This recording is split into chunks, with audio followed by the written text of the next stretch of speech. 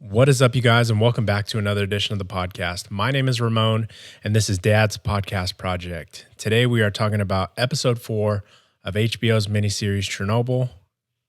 Be warned, there are spoilers about what happens in this episode, so if you've not seen it yet, stop watching now, go ahead and watch it, then come back. Remember to subscribe. We are on iTunes with this podcast. It's not just YouTube. If you are watching the YouTube video, feel free to leave your input in the comment section down below. What did you think? How did you feel about this episode?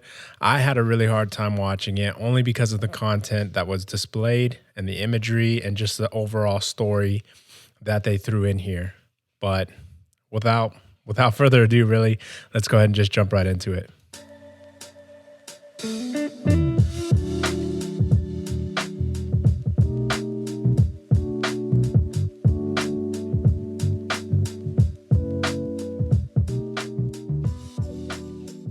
Man, this was a really tough one for me. The episode's content as a whole was really hard to take in. The imagery and just overall the story that they told with this one, it just resonated all across the board on all the emotional triggers that go on with something like this. So we start out with a woman milking her cow. The soldiers are now there. They need to evacuate people. They have an exclusion zone, and they're now making their way around to get people out of this affected area. And she doesn't want to go. This soldier's behind her like, "Come on, ma'am. We need to leave. This is your final warning." And she hits him back with, "No. I've lived through so much. I'm 80 some odd years old. I'm not leaving. How can you tell me after all that I've seen over my entire lifetime that now I need to leave because of something that I can't see in reference to radiation or radioactive materials?" And the man's just like, "Yeah, pretty much. You got to go. We can't have you here. Like, it's my job to get you out." And she's like, "There's been a lot of young soldiers like you. There's been a lot of young men over the years who have come and told us the same thing, but I'm still here and I'm not leaving." And the soldier, with little to no options left, pulls that pistol and shoots that cow. "Come on, we got to go. You cannot be here." And that's how we started out. These are the men who are put to task to do the cleanup work. It is 4 months since the explosion at Chernobyl. So a lot of time has passed, and there's a lot of work to be done. The firefighter's wife is now showing she's full-blown pregnant, as we saw in episode 3, where she told her husband that they were going to have a baby. He passed. He didn't make it. And there was a really just heartbreaking scene where, they're taking all these heroes who ran in to put out what they thought was a roof fire, buried them, welded their coffin shut, and covered their graves with cement. And that was the way that their exit went. So she's full-blown pregnant. She's now showing. And we're going to touch back on more that happens with her. But Legasov, he's not doing too well. He's definitely, I think chain smoking is definitely a thing that was going on with all of them because of just the high levels of stress that was going on at that time. So he gets a phone call and it's like, "Hey, we got to meet up." "Sure, on my way." And he ends up meeting with the general. I think he's like the military general or something. Plus they've got Boris. He's there too. And it seems like all three of them, they're trying to come up with a solution for the lasting problem that is going on, because the general hits him with that question of, why isn't this roof, or why isn't the reactor covered up yet? Why is it still exposed? And that's where Legasov hits him with it's a little bit more technical than that. No one can get on the roof. There's still pieces of graphite up there. And they've actually sectioned off the roof into like 3 different areas, 3 different levels of danger. And they named them. I don't remember the names, But pretty much the first section, I think you can be there about 2 hours of exposure, and that's all you get. And you're cutting your life in half. 3 hours, and you'll be dead within the month. The next section of roof is dramatically less. And the final, most dangerous section of roof that they don't recommend anybody go on to, that is pumping out 12,000 radigen of radiation, which is supposed to be 2 times the amount of radiation of Hiroshima. Every hour on the hour, he repeats himself in this. That section, no one can go on. So it's like that's why we haven't covered up this exposed reactor yet. No one can go there. So the general hits them with, well, what are we going to do about this then? They said robots. I mean, he recommends using like a remote-controlled bulldozer that they've used in Afghanistan, and they said, no, the roof is too heavy, or the bulldozer is too heavy. The roof won't support it. It'll just collapse. So then they say, well, we're going to try a moon rover. It's light enough, strong enough. We'll get that up there. We can do the first 2 sections of roof, but that third one, we're going to need something way stronger, because the amount of radiation being emitted will just fry all the circuitry in the rover that they want to put there. So it's like, okay, that's pretty much what we're going to do. And they end on that note. And then we cut to a camp. And now this camp, there's all these soldiers there. They're the ones that are put to task with the deforestation, with digging holes, cleaning up debris, evacuating people. And that's where we meet 2 characters, Bacho and Pavel. Pavel is a younger kid. He comes in. He's like probably just new to being a soldier. I don't think he's served much. I think that he touches very lightly on some of the stuff he's done, but he's not really been in it like some of these older gentlemen have. And so they kind of meet up. Bacho's walking him around saying, yeah, those are the guys they're in charge of excavating. Those are the guys they're in charge of evacuating. Pretty much Bacho and Pavel, they're tasked with the animal control. And they don't just say it. They get into it. They end up going out on pretty much day excursions where they have to go out into these abandoned neighborhoods and take down cats, dogs, a lot of domestic animals. I'm pretty sure there are wild ones as well. However, they don't show that. They hit you right in the feels with those domestic pets. And Bacho even tells them, a lot of these dogs, they're friendly. They haven't seen a person in a while, so they're going to come right up to us. And you got to put them down. And he tells them right out the gate, he tells Pavel, don't let these animals suffer. He'll put a bullet in you himself. He's like, I'll put a bullet in you myself. He takes this job very seriously. It's not just, let's go kill these dogs, whatever. He has a soft spot too for these animals.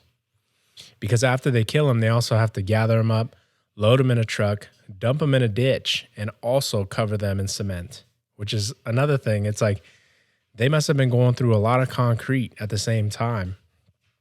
So they're out in this neighborhood, and they just start whistling. They're calling these animals. They're calling these dogs. A couple dogs come running up, and he tells them, we're going to get a couple.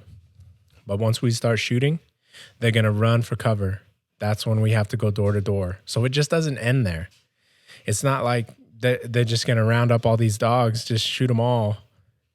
They got to put in work to get these animals.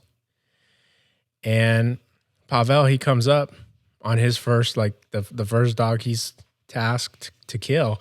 And he even is feeling it. He's like, go, run, like get out of here. And the dog barks at him and he shoots. And the dog's sitting there kind of whimpering because he must have shot him like in the stomach or something. And Bacho comes up real quick and ends the dog's life. Points at that kid.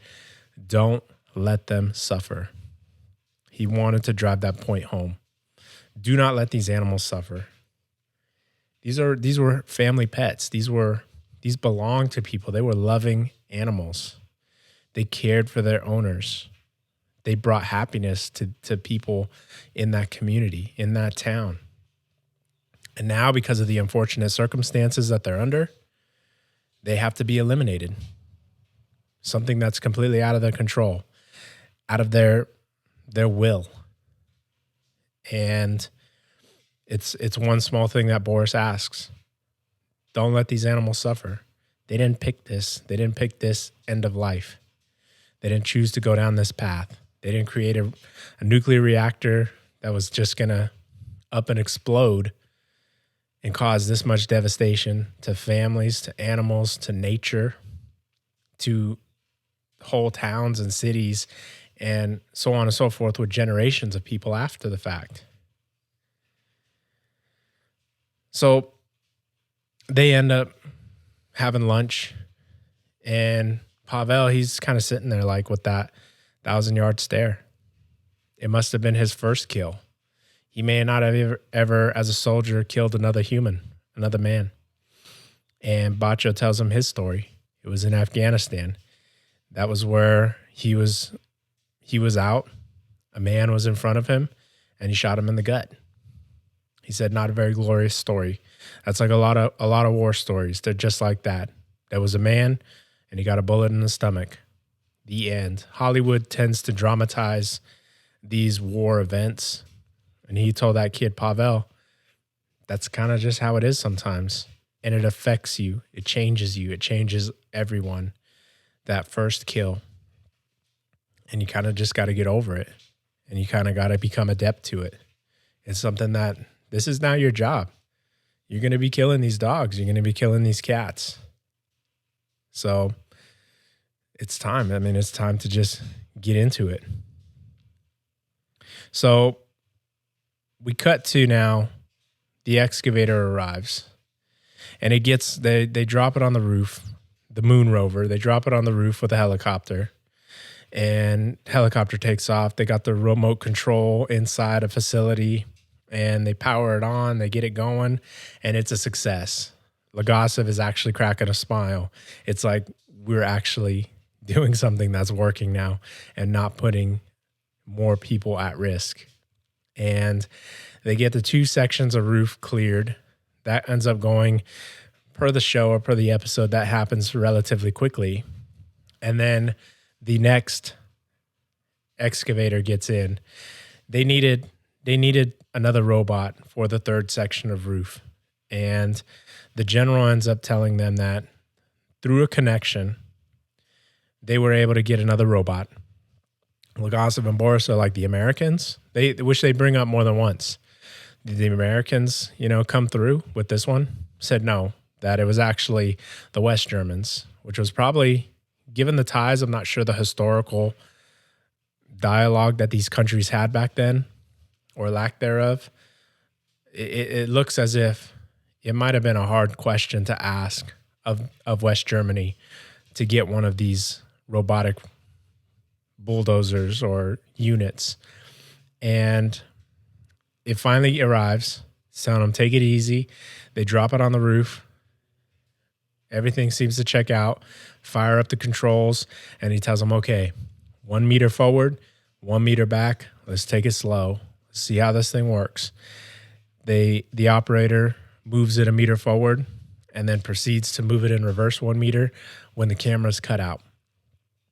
After that, everything within succession starts to fail. All the green lights are now turning red on the control, and the robot's done. It's burnout. Boris is just livid.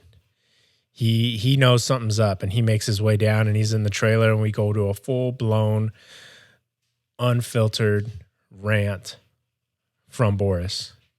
And he's like, I don't even care who's hearing. I know that they're listening on this line. You have the KGB.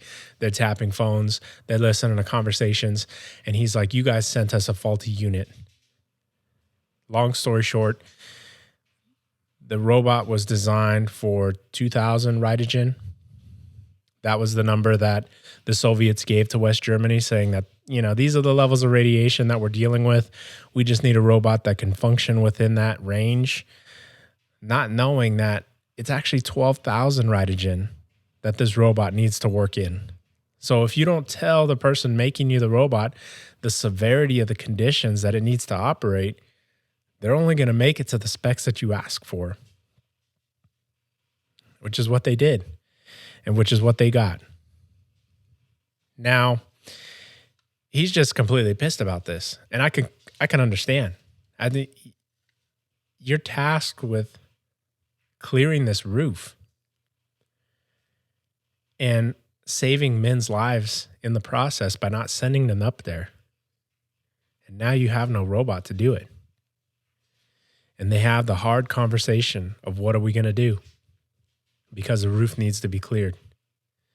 And Legasov says, a bio-robot. We send men up there. That's what we're left with. That's the option that they've left us with. Our country, our leaders did not want to convey the level of severity that we're dealing with. And because of that, we now have to send men up there to do the job.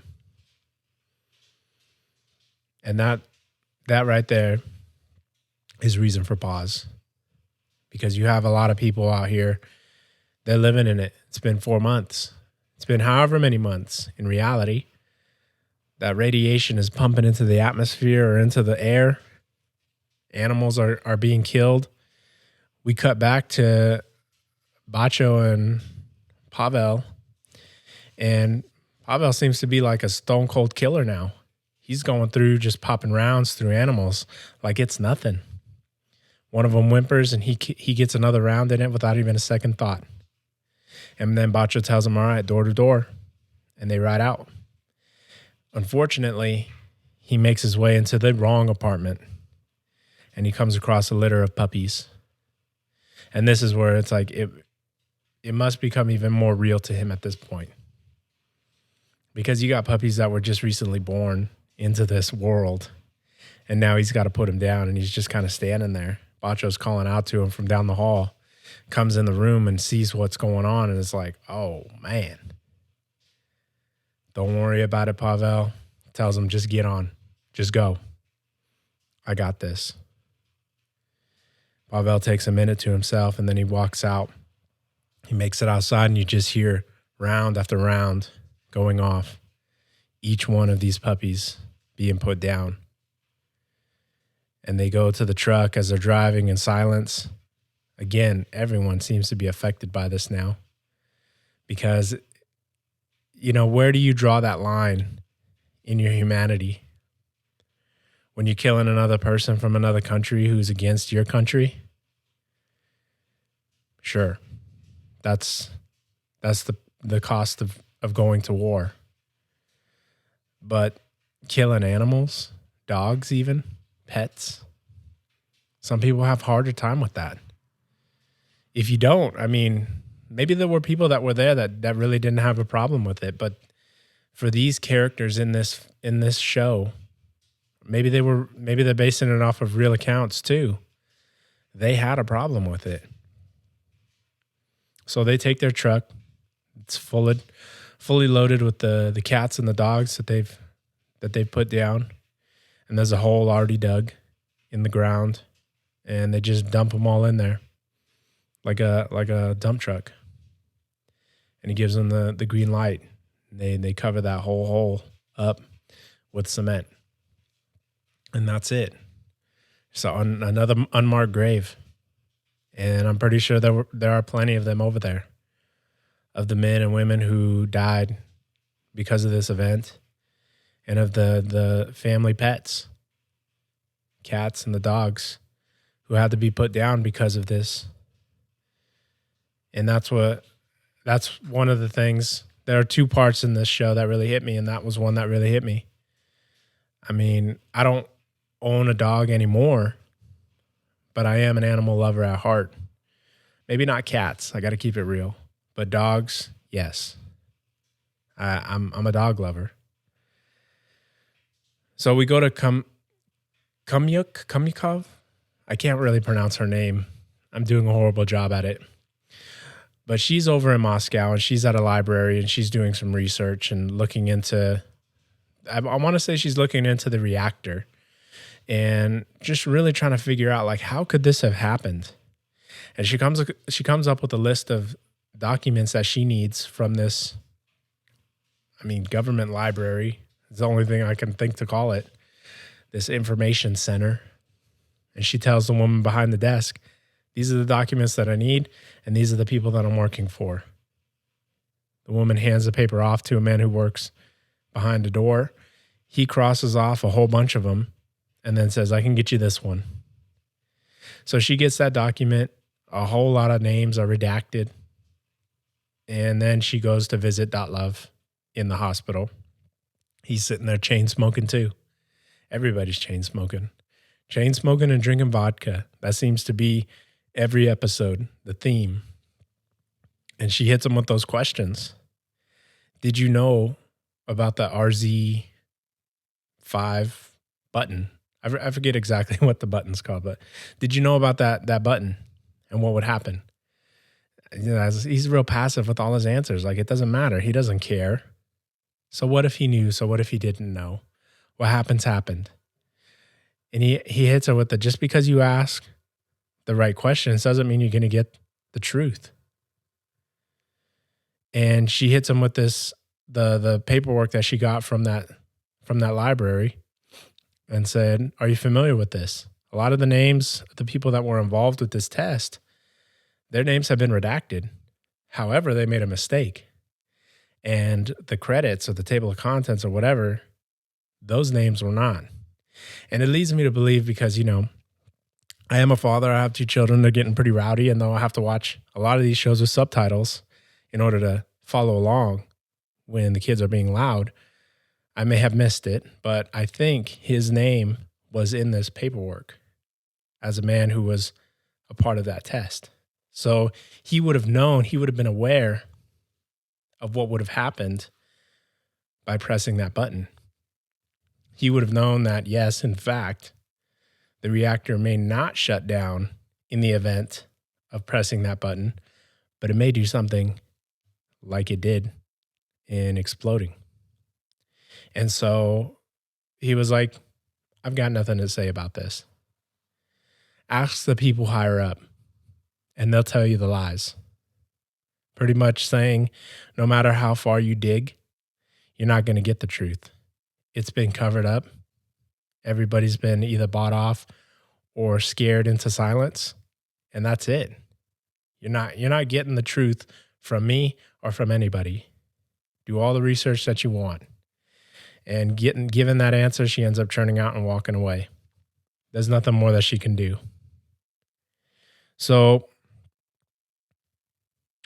it is now October 1986. And that is when the people arrive to clean up the roof. Truckloads of men, I'm not sure if women, but men unload from these trucks and meet with the general in a briefing. And he tells them the severity of the mission that they are about to embark upon. He lets them know that each of them will have no longer the 90 seconds exposure on this roof, that the job is to clean the roof of the graphite debris, some of which may weigh upwards of 40 to 50 kilograms. I'm not sure the American conversion rate on that, but in one portion or one scene, it did take 2 men with 2 shovels to carry one of these pieces. So I'm guessing heavy. And that they really intensify the scene in itself, because the music's amped, or it's building at least. And he tells them, you're going to run up these stairs, but do not go onto the roof. Stay up there, catch your breath, because you're going to need that energy for those 90 seconds that you're up there. You go out onto the roof, you work for 90 seconds. They will be the most important 90 seconds of your life, because the entire country depends upon this roof being cleared off. The entire country depended upon a lot of things to happen. It depended on the miners to do their job, which unfortunately, they don't touch on it. I don't think they touch on it, but they ended up digging a hole underneath the reactor making the room for the heat exchanger, the miners, and the core never melted through, so they never needed it. They said in the show it was a 50-50 chance that it was going to melt through and that it was going to poison the water, but it never did. And 50-50 was enough to put those men's lives at risk. Because if they didn't do it and it did happen, it would have been a lifetime worth of damage to the water that ended up, I believe, going out into the sea. So here we have another group of men, and they're tasked with cleaning this roof. And the country depends upon it because they cannot cover this exposed reactor until that roof is cleared. So when he says this is the most important 90 seconds of your life, he means it. What you do in those 90 seconds matters. 1 piece of graphite, 2 pieces, 3 pieces, it matters. Get it done. And then he sends them on their way. And I want to say that the scene lasts an entire 90 seconds because we follow these men as they're running up the stairs. And then they wait by a hole in the wall. And one of the men ends up banging on this piece of angle iron in order to signal the men outside on the roof that it's time for them to come in. And he tells them, he removes his mask and he tells them, get out there, get a piece of graphite, throw it over the edge. Do not look over the edge. And when you hear the tone, when you hear the bell, drop what you're doing, run back in. You're done. So they end up going. And right away, you feel disoriented because they've ran up these stairs. They're going onto a roof that they've never been on yet. And right away, it's like you're burning time. You've only got 90 seconds, and you may have burned 10 to 15 seconds just getting your bearings. He finds a piece of graphite, picks it up, and the whole time you got that little meter kind of clicking in their ears. And he gets closer to more radioactive stuff, and it's even louder. And the whole scene, it was intense. And he ends up tossing 1 piece over. He comes back. There's a heavier piece. Another man comes up, helps him. They dump that. Then you hear the bell, and he's got to run back in. 2 guys, they end up bolting. They're inside. He trips, and his foot gets stuck under a piece of graphite. And I'm thinking, oh, this guy's not going to make it. Fortunately, he was able to wedge his shovel underneath and get up and get out. But he tore his boot in the process. The guy on the inside looks at him, tells him, you're done. That's it. We don't know. We don't follow what happens to this guy, but you could imagine that much close contact, boot to graphite. We saw what happened to the firefighter's hand in episode 1 when he picked up the piece of graphite. Can only imagine what's going to happen to this man after tearing his boot and being in that close contact with a piece of graphite. And fortunately, they're successful. The general ends up congratulating the last of the 3,000 some odd men who made it up there to clear that roof. It required physical manpower. They had a robot that was not built to specification that failed, and it was required upon them, or the burden was now laid upon them to physically go up there and clean that roof. Their lives will be forever altered because of that. And though they got a bonus of 800 ruples or rupees, who knows if that was even enough to cover the cost of the action that they had to take. So he thanks each of them, shakes their hand, and then we now cut to the firefighter's wife. And she's full-blown preggers. She's sitting on a park bench outside some housing complex when she then goes into labor. And she ends up having that baby. And this was the second part of the show that really hit me. I'm a father of 2. I have a little daughter. She's our second and our last baby that we'll have. And this woman's daughter lived for 4 hours before dying.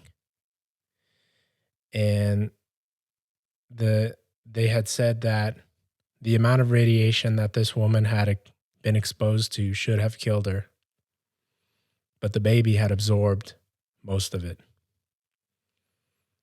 And that is a really hard thing to hear.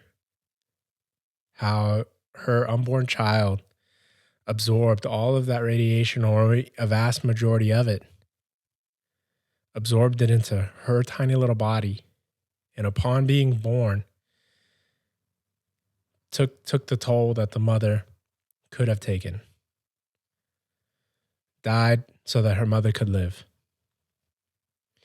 And we go to a conversation that Kamikov, Boris, and Legasov end up having in secret without anybody. They don't want people hearing or listening in, or any rooms being tapped. Where Kamikov, or again, I'm butchering that name, she ends up telling Legasov, because he's going to go speak with some people in the nuclear world or industry about what's going on in Chernobyl. And she hits him with that. We live in a country where children have to die to save their mothers. To hell with your deal, and to hell with our lives. Someone has to start telling the truth. Because they think that they can just cut a deal with the KGB, keep the whole part about knowing that the reactor could have been susceptible to exploding under the circumstances that they were putting it under, and then pressing that button. That if they make a deal with the KGB, they can probably cover it all up and then fix the reactor's problems in secret. Because that woman ends up telling Legasov, there are other reactors around here. We have to do something. People need to know so that they can fix it and not have this happen to them. And Boris is like, nobody's going to let that happen. He can't tell the truth. They'll go after his family, his children, his loved ones, his friends, everybody. He'll have no life because of this, which makes it even more impactful when she hits him with that line. Somebody has to start telling the truth. Next week's episode, they're going to start jumping into the trials and what's going to be said. I listened to some of the preview episode, and it sounds like Legasov is being pressured by his colleague, the woman, to tell the truth. That the two gentlemen who were in charge, like it was one of theirs reactor, the other one was a nuclear engineer or physicist, and then Datlov. So the three of them, they're on trial, and pretty much they want to point the finger, they want to point the blame. Why this happened, how this happened, who's going down for it. And there's a lot of things on the table that they knew about already. In that study that woman, Kamikov, ended up pulling, they kind of knew already, under extreme circumstances, pressing that button won't actually decrease the power level in the shutdown. It'll increase it momentarily. And given the circumstances, they knew about this 10 years ago. And whatever government was in control then covered it up like, no, it's not a problem. And they kept going like business as usual. And then they're faced with this tragedy. And it very well could have been avoided had they listened to that warning to begin with 10 years ago. But they did not. Will that come to light in episode 5? I'm not sure. We're going to have to wait and see. But until then, I want to thank you guys for taking the time to listen to this. If you've made it to the end of the podcast or the end of the YouTube video, again, be sure to hit that subscribe button. We're going to be talking about episode 5 next week. Feel free to leave a comment in the comment section down below. How did this episode hit you? What did you think about it? And as always, until next time, you guys, see ya.